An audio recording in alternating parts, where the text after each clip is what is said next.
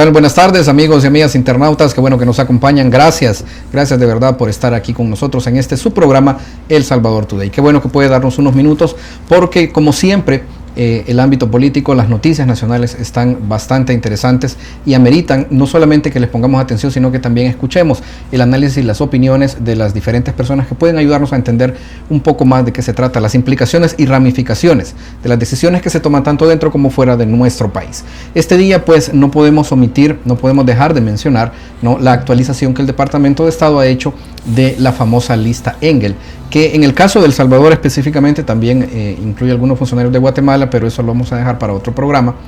En el caso de El Salvador exclusivamente se amplió para incluir a los 5 nuevos magistrados de la Sala de lo Constitucional, los que fueron nombrados el pasado 1 de mayo, cuando la Asamblea Legislativa tomó posesión.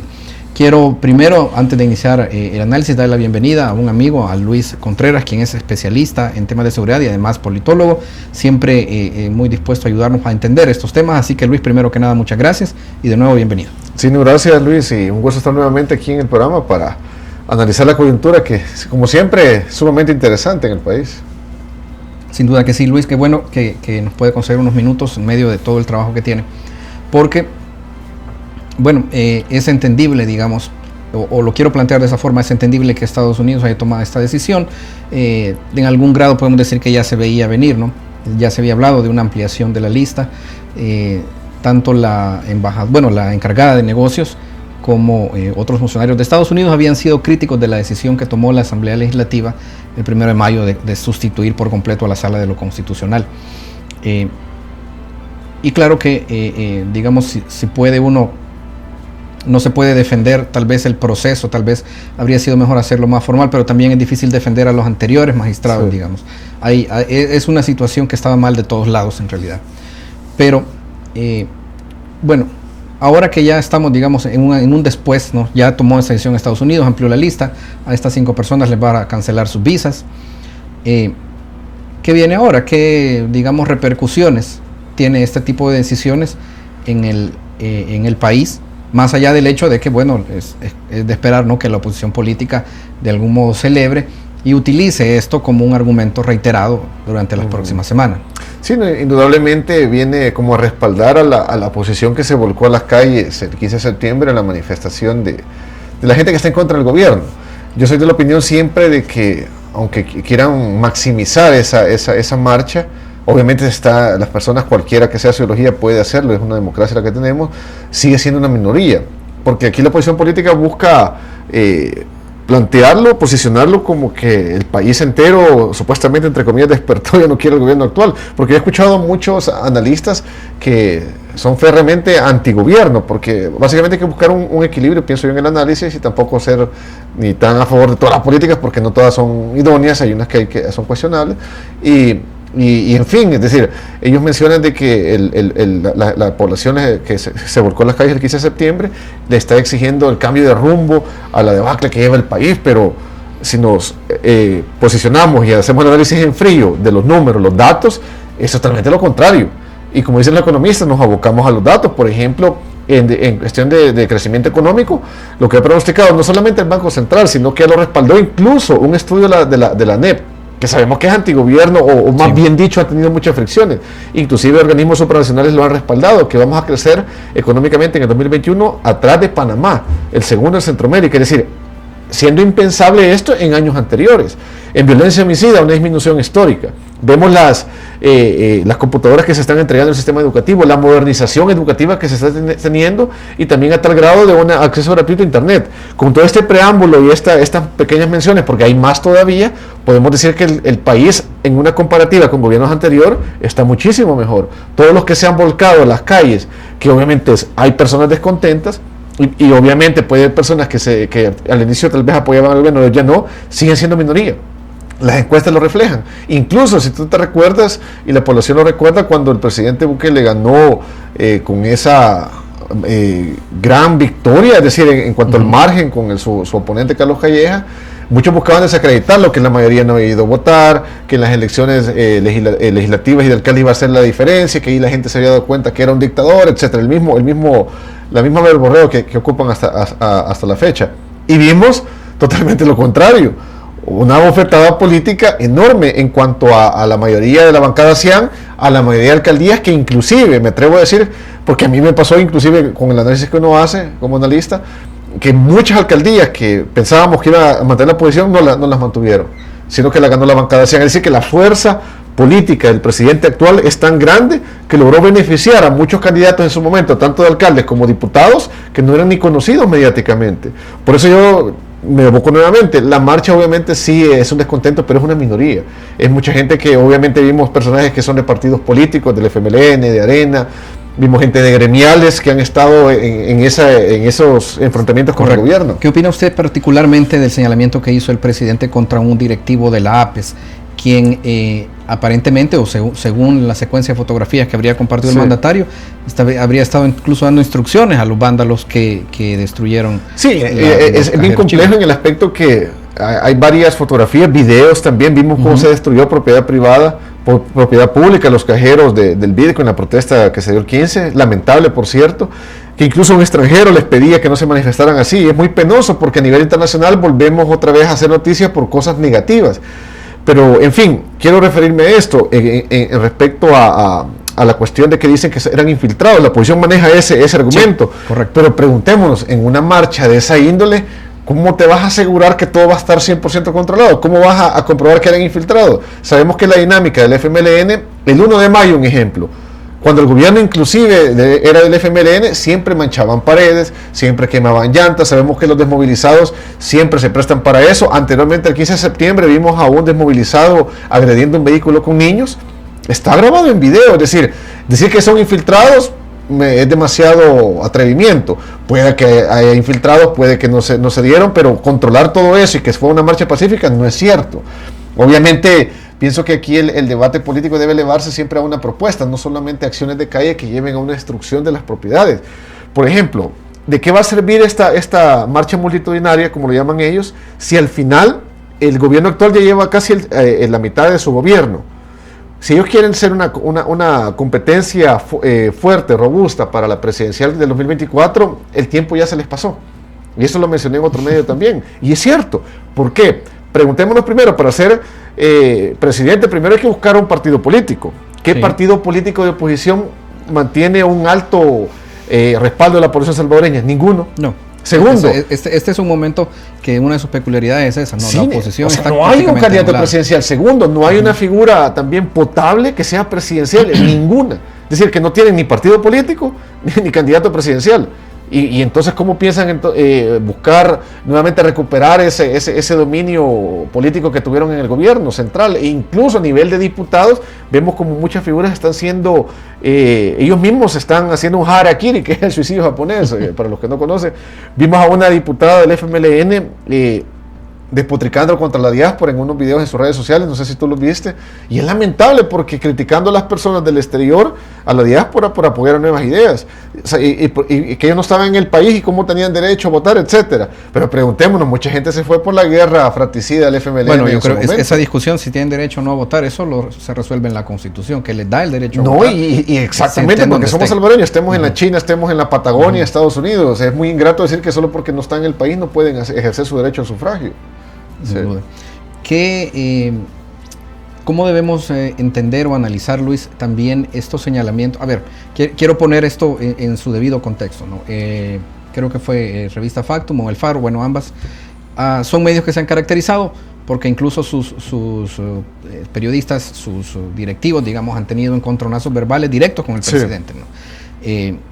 Tengo que decir que desde mi punto de vista eso es muy cuestionable en términos profesionales.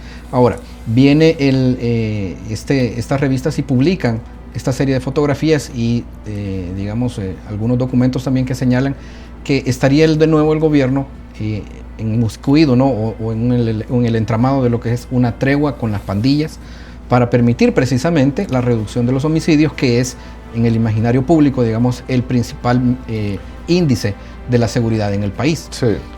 ¿Cómo debemos entender esto, no sabiendo de que pues tenemos la experiencia de la tregua de 2012, ¿no?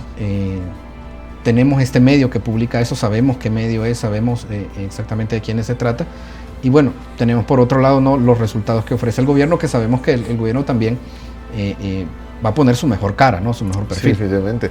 No, indudablemente. Fíjate que si hacemos la comparación, porque la referencia que tenemos es la tregua de Mauricio Funes, por decir algo.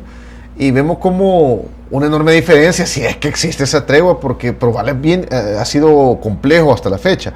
El hecho de compartir fotografías y cuestiones, como lo ha hecho estos periódicos que tú mencionas, no terminan de corroborar nada al final. O sea, es decir, el presidente lo que ha hecho los ha básicamente ignorado completamente debido también a los procesos de dimes y que te diretes que han tenido entre el gobierno y estos periódicos. Sin embargo, vemos que en los centros penales los reclusos no tienen ningún beneficio, por el contrario, fueron incluso hasta mezclados. Y qué curioso que cuando se hizo eso, estos periódicos ponían el grito en el cielo que no era correcto. Cuando sabemos que criminológicamente no hay nada que establezca que tienen que estar separados los pandilleros rivales. No, bueno, y en daños anteriores, de hace mucho tiempo se sabe que el excluirlos por penales fue una de las cosas que permitió que fortalecieran su Exacto, eso fue a nivel del Triángulo Norte, y eso fue un estudio que hizo el PNUD a través de las Naciones Unidas. Incluso sabemos que en gobiernos del FMLN hay prueba fidedigna visual en video, cuando metían discotecas, bailarinas, decomisaban celulares, etcétera. Hoy hay una infinidad de cosas totalmente diferentes. Por ejemplo, hoy la señal telefónica, inclusive del año pasado, se comenzó a limitar, que tuvo que el presidente sentenciar las telefónicas a través de redes sociales, si te recuerdas. Sí, lo recuerdo. Lo que pasa es que aquí la población olvida muy fácil a veces las cosas, y hay que recordarlas porque realmente el 2020 fue complicado para el gobierno central porque no tenía un apoyo legislativo y tampoco a nivel de gobiernos locales. Cuando querían, por hacer un paréntesis referente a la pandemia, querían hacer cercos sanitarios, por ejemplo, en La Libertad. Vino la fiscalía con la sala y decían que era inconstitucional y levantaron el cerco sanitario, ¿te recuerdas? Es decir, fueron encontronazos complicados. Sí. Y que hoy, básicamente en el 2021, el presidente vino a hacer esa reestructuración, ese andamiaje interinstitucional con la remoción del fiscal que teníamos anterior. Básicamente fue como un desquite, llamémoslo de esta forma, debido a los entrampamientos que se tuvo durante la pandemia, porque fue muy lamentable que el gobierno central quisiera mantener los confinamientos para evitar la propagación del virus de forma comunitaria, como se le conoce médicamente, como lo mencionan los especialistas, y la oposición estaba terca que eso no era democrático. Y básicamente cuando tenemos algo extremo, necesitamos medios extremos. Tenemos el ejemplo de Guatemala. En Guatemala la oposición se comportó de igual manera y le hicieron doblar el brazo al presidente Yamatei, que siendo médico ha manejado pésimamente la pandemia. Y los números lo dicen. Es terrible, ¿no? Realmente. Bueno, el fiscal es el mismo caso, ¿no? Es lamentable tal vez que el proceso para removerlo haya sido tan expedito, pero no se puede defender al fiscal que estaba antes por su evidente relación directa con el partido Arena. Definitivamente. Pero bueno, a todo esto que nos atañe, Luis, es realmente, digamos,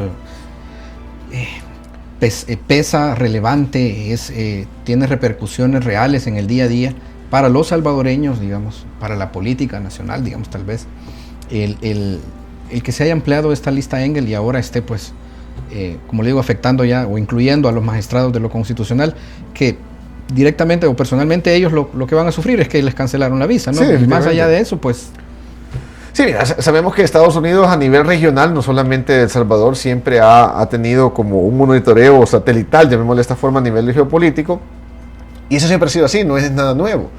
Lo que pasa es que en el pasado los gobiernos habían sido como más armónicos, genuflexos a las políticas, o como decía Roque Dalton en su letra de uno de sus poemas, que los salvadoreños que votan por el presidente elegido por Estados Unidos, haciendo un paréntesis.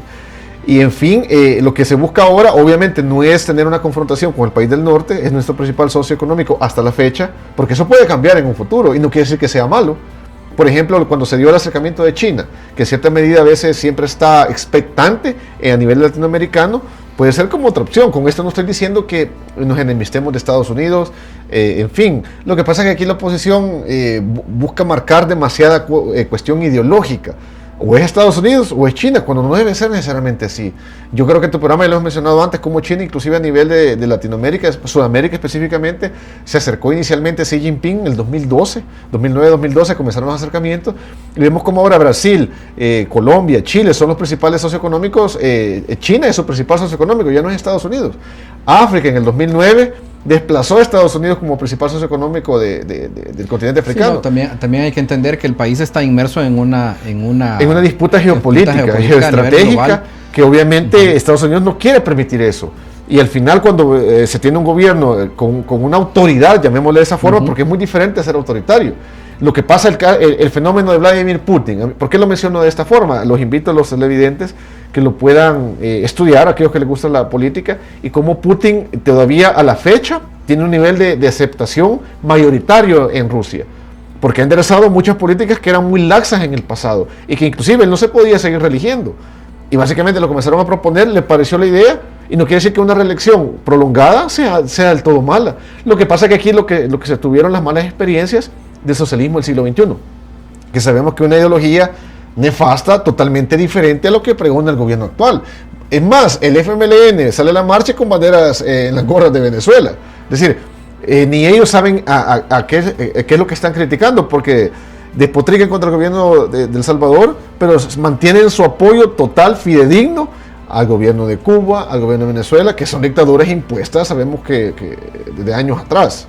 ¿Sabe? Las imágenes que todos vimos del 15 de septiembre, y muy particularmente el video en el que vimos a la exdiputada Lorena Peña conversando con el diputado Portillo Cuadra, me llama la atención de nuevo sobre una situación, y es que digamos el balance, yo debo decirlo, antes de las elecciones yo anticipaba pues que tanto Arena como el FMLN podían tener un número similar de diputados, ¿no?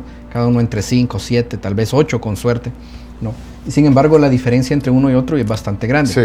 Y algunas personas me lo han explicado de esta forma, y quiero preguntarle a Luis si coincide, que el militante del FMLN se siente más, y más o menos algo de eso menciona, ¿no? Lorena Peña más en engañado. ese discurso. El militante del FMLN se siente más engañado, sí, o más traicionado, más dolido, por decirlo de forma más clara, de ver a sus dirigentes de la mano sonriendo y pues poniéndose de acuerdo, ¿no? Con dirigentes de Arena. Sí, ¿no? sí. Más incluso de lo que podía sentirse el militante de Arena, el simpatizante de Arena, de verlos, por supuesto, dándose las manos y poniéndose de acuerdo con el FMLN, ¿no? Sí. No, y no solamente eso, fíjate que yo creo que también la falta de apoyo que ha tenido de forma más acelerada el FMLN ha sido por el incumplimiento y la desfachatez que hicieron cuando fueron gobierno central. Por ejemplo, a los sindicatos les dieron totalmente la espalda, y por el contrario, se volvieron enemigos. Vimos el crecimiento económico ilícito de muchos funcionarios del FMLN, y eso ha sido una bofetada también para su militancia. Diría yo que los que lo siguen ahora realmente, porque no sé por qué lo siguen, pues. Sin embargo, en Arena se puede decir que un poco diferente. En cierta medida hay grupos económicos que todavía lograban cierta estabilidad con la mayoría legislativa que tenía el partido Arena en su momento, la cual ahora ya no la tiene. Ahí podemos ver y podemos entender también por qué muchos grupos empresariales, muchas ONGs o estos grupos supuestamente ciudadanos, que son básicamente afines al partido Arena y otros afines al FMLN, se han volcado a las marchas, se pronuncian en comunicados y trabajan conjuntamente porque obviamente es lo que han tenido una afectación directa. Porque el gobierno actual, a través inclusive de los diputados, hemos visto las interpelaciones, cómo se han esclarecido muchas situaciones de las ONG fantasmas, por ejemplo. Vimos cómo una Lorena Peña, exdiputada, fue parte de una directiva, no me recuerdo si hasta fundadora, de una ONG feminista, que la cual le facilitaba la erogación de fondos. Mírate qué interesante. Vimos las plazas fantasmas, vimos cómo el andamiaje también que tenían articulado para colocar funcionarios de segundo grado, por ejemplo, magistrados, fiscales, procuradores, y por eso ahora, como ya no pueden hacerlo, obviamente se sienten limitados y hay una frustración política de por medio. Esta situación, Luis, de una oposición prácticamente anulada, ¿no? Falta de apoyo, de representatividad, además de legitimidad, me atrevería a decir. ¿Qué tanto tiempo puede durar? Porque en un sistema democrático y una cultura democrática, sabemos que la oposición tiene un papel que jugar. Sí, no, pero el tener un vacío, digamos, podría anticiparse que debe haber otras fuerzas que podrían buscar llenar ese espacio, digamos. Pero tampoco pareciera el escenario. No, definitivamente no. Por ejemplo, yo estoy de acuerdo que en cualquier país debe existir siempre una democracia, porque no todos vamos a tener pensamientos similares, no iguales obviamente, porque eso es imposible, pero de principios, etcétera. Sin embargo, así como se ve el panorama político, yo vaticino un gobierno de nuevas ideas durante muchos años. no necesariamente con el presidente actual. Inclusive que el presidente Bukele, creo, bueno, obviamente no se puede reelegir, siento que su partido tiene una fuerza muy grande en este momento, incluso se le va a sumar los votos de la diáspora, la cual son muchos. Y que no venga a decir la oposición política que ese es un fraude, que buscan hacerlo para ganar fácilmente. Vimos cómo gente que pagó sus boletos, los que nos están viendo deben recordar eso. Era increíble esa cantidad masiva de personas en el aeropuerto de Arnulfo Romero que vinieron a votar. ¿Por qué? Porque tanto el FMLN como Arena en su momento les negaron el voto al exterior. Sí. Y básicamente la gente se sentía indignada también de las políticas de robo que tuvieron esos dos gobiernos anteriores. Y ahora que van a tener la facilidad de hacerlo, ya sea de forma electrónica, falta definir cómo se va a realizar, pienso que la victoria va a ser más apabullante.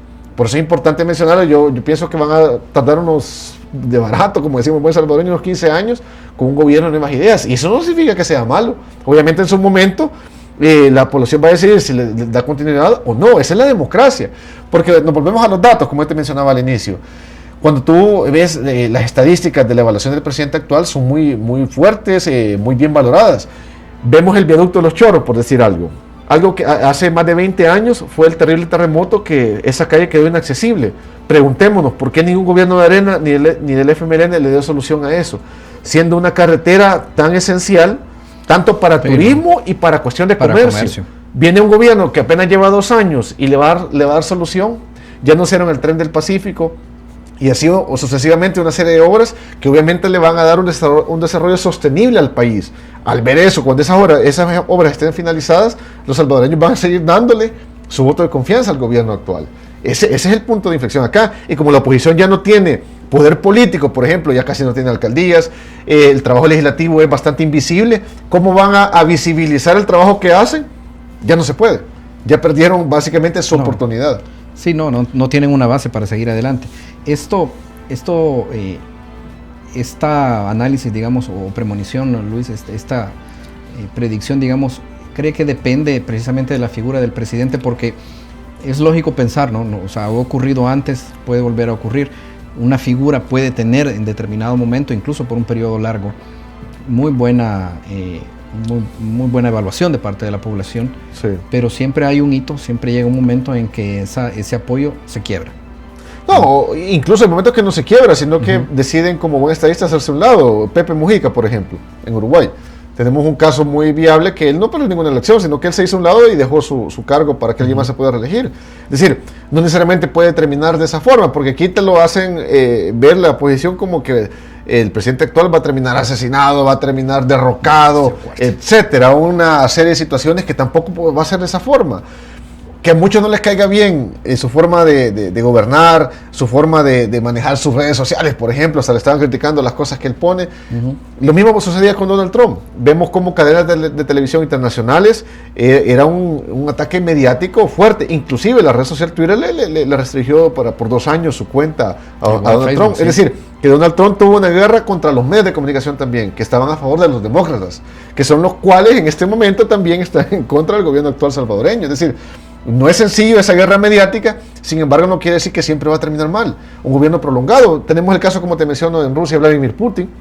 En algún momento obviamente va a tener que ceder el poder, no sabemos si cuando fallezca o si hará lo mismo que hizo Pepe Mujica, que se hace a un lado, pero hoy por hoy vemos una Rusia más solidificada y a nivel geopolítico también con mayor, ha destacado más. Bien interesante, por eso te menciono, es decir, el hecho de que Nuevas Ideas tenga como figura política de referencia al presidente Bukele no es malo, bien podría ser otro.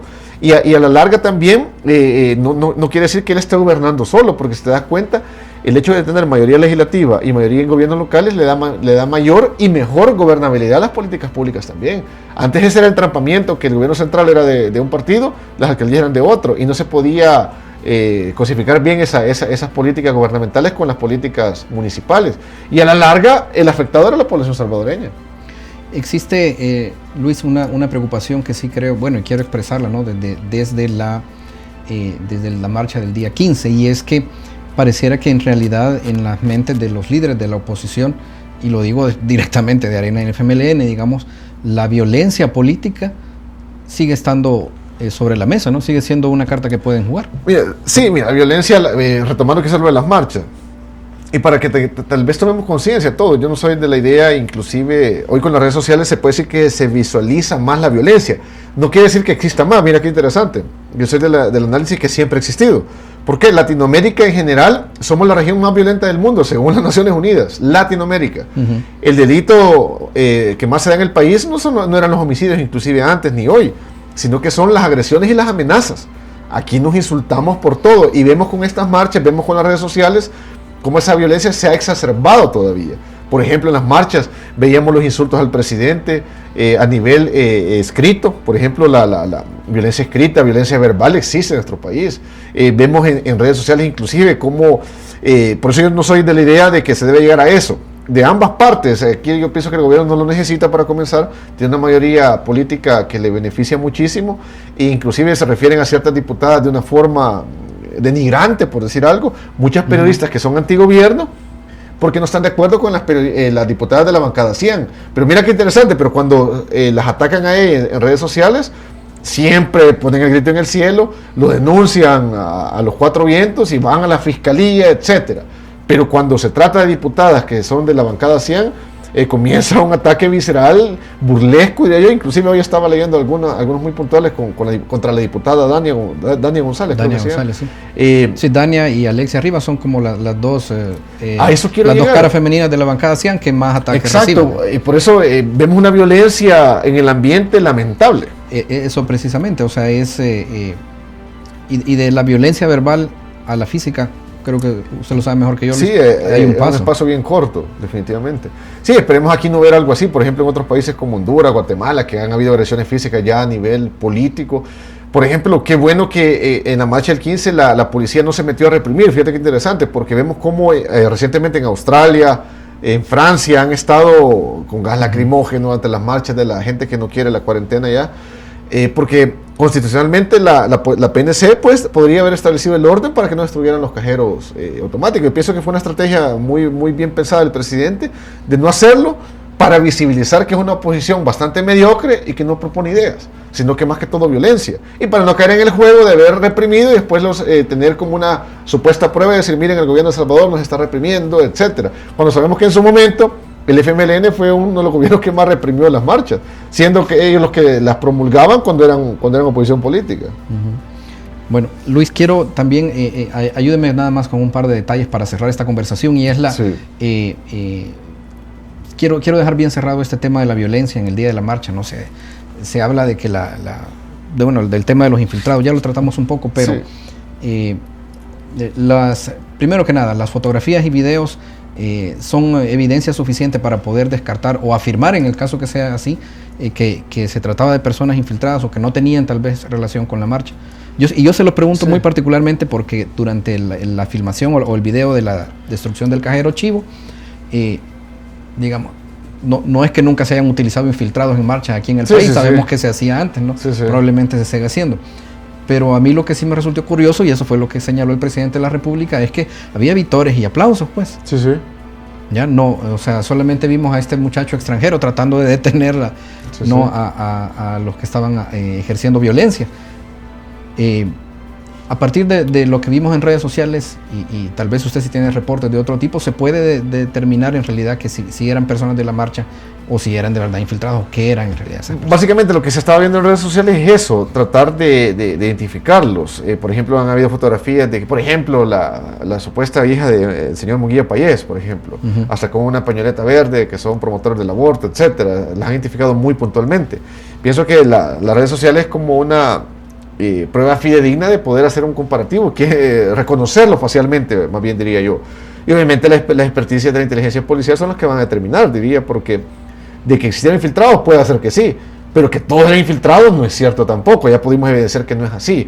Sabemos que los grupos de choque, el FMLN mantiene siempre grupos de choque para ese tipo de actividades, siempre. De la Universidad de El Salvador lamentablemente hay grupos para eso. Incluso yo estuve presente hace años cuando en un hotel capitalino que se iba a conversar sobre la cuestión de la ley del agua, este grupo se infiltró y comenzó a hacer desorden, etcétera. Nadie lo reprimió, se tiraban al piso, grababan, porque después lo que hacen es eso. Ellos hacen, por decirlo de esta manera, su show y lo graban y después me imagino que lo editan y los tiran en sus redes sociales.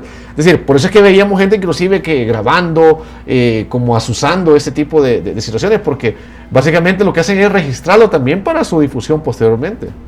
Entiendo. Bueno, sin duda hay que esperar lo que dicen también las autoridades sobre esto y si se inicia algún proceso al respecto, ¿no? También es importante. De nuevo, Luis, muchísimas gracias por el tiempo, qué bueno que nos ha podido acompañar. Quedamos siempre pendientes, ¿no? Nuestra política no nos deja descansar, en realidad siempre hay mucho de qué hablar. Y bueno, de nuevo agradeciendo, ¿no? el análisis que puede hacer y estamos pendientes, por supuesto, de que nos vuelvas a acompañar en un futuro cercano. Sí, no, siempre es un gusto estar con ustedes por acá. Así que de nuevo, gracias. Gracias también a ustedes, amigos y amigas internautas, que bueno que han podido dedicarnos unos minutos para analizar precisamente todos estos hechos recientes que están marcando la política y el destino y el rumbo que lleva nuestro país. Aquí siempre podrán encontrar diferentes voces que nos pueden ayudar a echarle luz a todo esto. No siempre hay recovecos, esquinas, ¿no? Rincones que es necesario analizar para entender el todo. Así que qué bueno que han podido darnos precisamente esos minutos para lograr ese objetivo. Recuerden lo que siempre les decimos, el costo de desentenderse de la política es el gobernado por lo peor que la sociedad tiene para ofrecernos. Hasta la próxima.